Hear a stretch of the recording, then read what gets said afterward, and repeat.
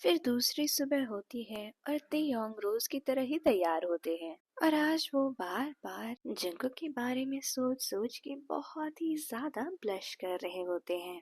और फिर वो अपना सारा काम खत्म करके कॉलेज के लिए निकल जाते हैं। कॉलेज पहुंचते ही आज सबसे पहले जिमिन उन्हें बहुत टीज करते हैं और तेयोंग सिर्फ और सिर्फ ब्लश कर रहे होते हैं। और फिर अपने वादे के हिसाब से तेयोंग जिमिन को पार्टी देते हैं कॉलेज की कैंटीन में। और वो जिमिन से कहते हैं कि तुम जो चाहो वो खरीद सकते हो, आज मैं सारी पेमेंट करूंगा। लेकिन जिमिन भी ज्यादा कुछ तो नहीं, लेकिन दो पेस्ट्री लेकर आते हैं, एक तेयोंग के लिए और एक अपने लिए। और वो दोनों इस प्यारे से इवेंट को इतना ज्यादा सिंपली सेलिब्रेट करते हैं। उसके बाद वो दोनों क्लास में जाते हैं और फिर कुछ ही देर में वहाँ पे जंगकुक आते हैं और वो सीधा जाकर तेयोंग के बगल बैठ जाते हैं, जिस पे तेयोंग और भी ज्यादा ब्लश करने लगते हैं। वैसे तो जंगकुक नॉर्मली ही बात कर रहे होते हैं, लेकिन वो भी अंदर के अंदर बहुत ही ज्यादा खुश थे। फिर वो लोग सारे लेक्चर्स अटेंड करते हैं और काफी ज्यादा मस्ती भी कर रहे होते हैं। उसके बाद जब उन लोग की छुट्टी हो जाती है तो जंगकुक तेयोंग से कहते हैं कि तुम मेरे साथ बाहर चलना चाहोगे, लेकिन तेयोंग मना कर देते हैं ये कहते हुए कि मैं फ्री नहीं रहूंगा, क्योंकि उन्हें पता था कि उनकी इतनी सारी पार्ट टाइम जॉब कौन करेगा अगर वो जंगकुक के साथ चले गए तो जिस पे जंगकुक बोलते हैं कि ठीक है मेरे साथ बाहर मत चलो, लेकिन क्या मैं तुम्हें घर छोड़ सकता हूँ।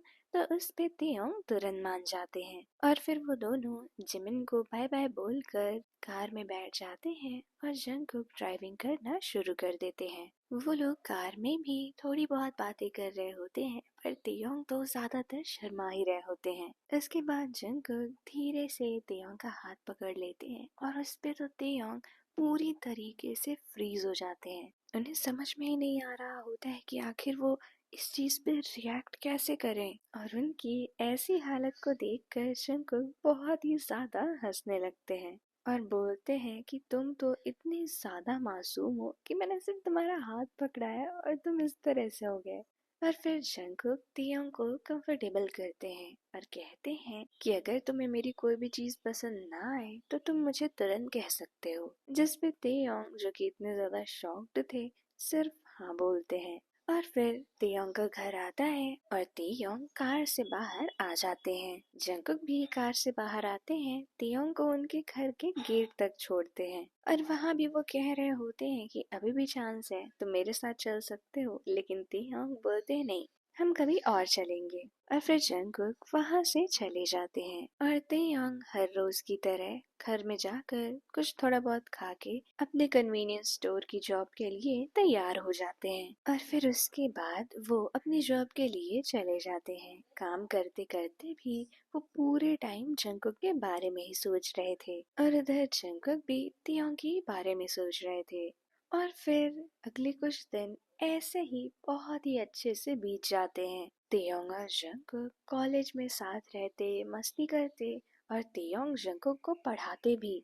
फिर अब तो रोज का एक रूल ही बन गया था कि जंगकुक तेयोंग को उनके घर छोड़ेंगे। तो जंगकुक तेयोंग को उनके घर छोड़ते, फिर वो अपने घर जाते और तेयोंग अपनी पार्ट टाइम जॉब्स पे।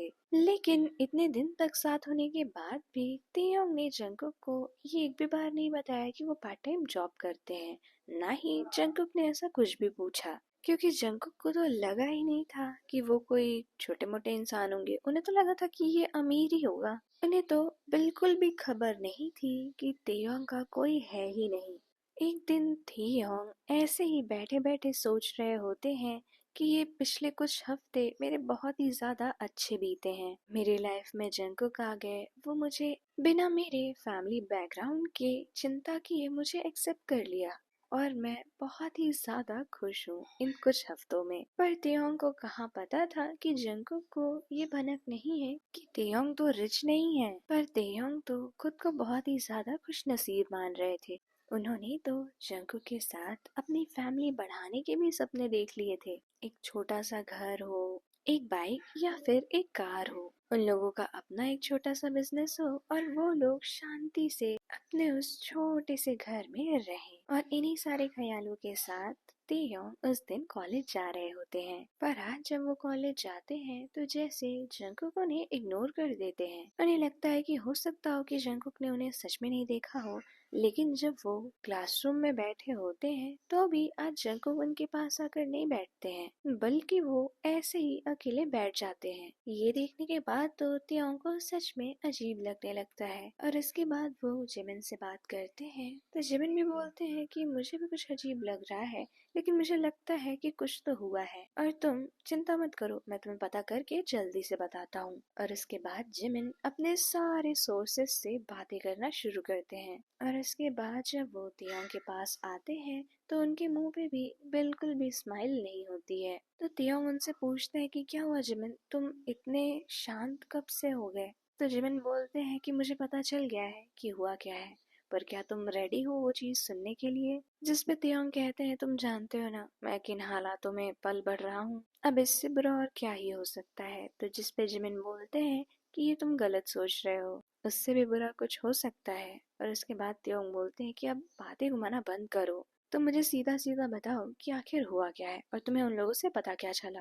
और इसके बाद जिमिन उन्हें बताते हैं कि सारी चीजें नॉर्मल चल रही थी, लेकिन जब आज जंकुक कॉलेज आया तो वो तुम्हें एक सरप्राइज देना चाहता था और इसलिए उसने बच्चों से बात करी। तो उनमें से किसी एक ने ऐसे ही बोल दिया कि तुम उस लड़के के साथ क्यों हो, यानी कि तुम्हारे तियोंग। तो जंकुक ने बोला क्योंकि मैं उससे प्यार करता हूँ, लेकिन फिर उस लड़के ने बोल दिया कि तुम बहुत ही ज्यादा गरीब हो और तुम्हारा कोई स्टैंडर्ड नहीं है। तो पहले तो जंकुक ने उससे लड़ाई की, लेकिन फिर बाद में सब लोग बोलने लगे कि सबको पता है कि तेयोंग गरीब है, तुम्हें कैसे नहीं पता। ये बोलकर जिमिन शांत हो जाते हैं। तो तेयोंग बोलते हैं तुम आगे बताओगे।